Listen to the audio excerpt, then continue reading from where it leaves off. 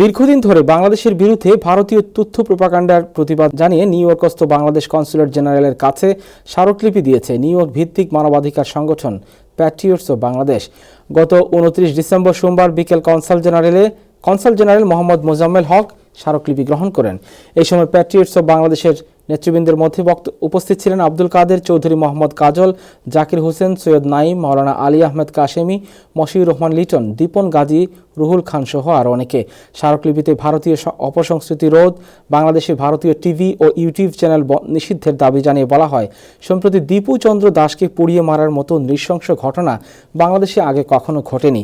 সংখ্যালঘুদের হত্যা করা এবং ধর্মীয় সংখ্যালঘুদের উপাসনালয় গুড়িয়ে দেয়া এগুলো ভারতে অহরহ ঘটছে।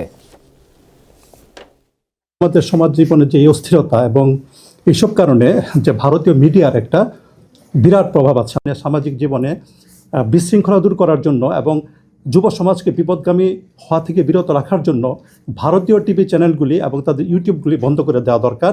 এদের একটা ব্যাড এফেক্ট আমাদের সোসাইটিতে পড়তেছে। এখানে একটা সামাজিক একটা সংগঠন যেটা আমরা সমাজের কাজগুলো করি, দেশে যদি কোনো রকম আঘাত আসে আমরা তখন এভাবে একটু এসে আপনাদেরকে একটু জাস্ট একটা চিঠি দিয়ে যাব।